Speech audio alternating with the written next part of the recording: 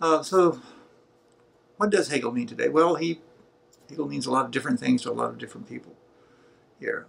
There is still a large contingent of people in philosophy who think that Hegel means the person who we should not follow, that is, the road that should not be taken, the path that has been closed should be closed off forever, and no entry, signs posted on it, and so on.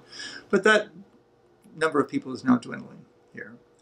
The way in which Hegel is still taken up really varies, a lot depending on what's going on. One of the features of Hegel is that he's a remarkably fecund source of kind of insights and ways of thinking about things that other people that we haven't done in the past. So, for example, the very prominent analytical philosopher of language, Robert Brandom, has taken up Hegel in a way to try and show how Hegel has some real contributions to make to modern semantic theory. John McDowell, another prominent philosopher of language, philosopher of mind, and so on, and analytical philosopher, has also taken up Hegel to try and show how this helps to shed light on certain types of issues in the philosophy of language, and so on. People like, for example, Robert Pippin has, besides being a world-class Hegel scholar himself, here has also taken Hegel into areas of film criticism and literary criticism.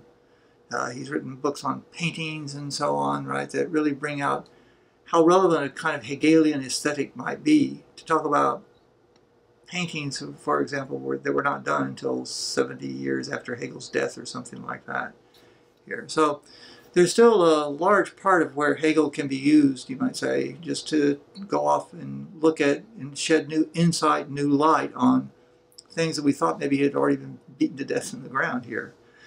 I'm also very taken myself, of course, with the way in which, say, certain types of critical theory people have taken up Hegel.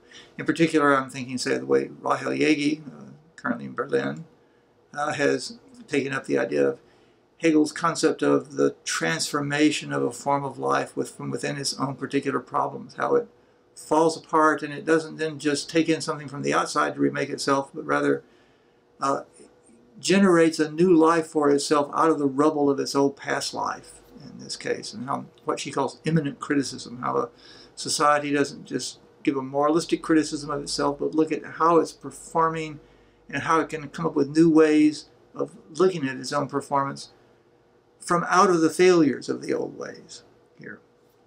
So all these are, I think, ways in which Hegel offers a lot of kind of modes of thinking about things in new ways. So what does Hegel mean for us? Well, like I say, Hegel means a lot of different things. I continue to look at Hegel as offering this kind of way of carrying forward a certain type of Kantian tradition in philosophy, of coming to terms with a lot of these issues of modernity, none of which have gone away. And I think that there's still a lot of resources just to look at Hegel in political theory and how to maybe even to help reinterpret some by now forgotten 20th century figures and so on. So I personally think there's probably a rosy future for Hegel interpretation, since there's so much there to draw on.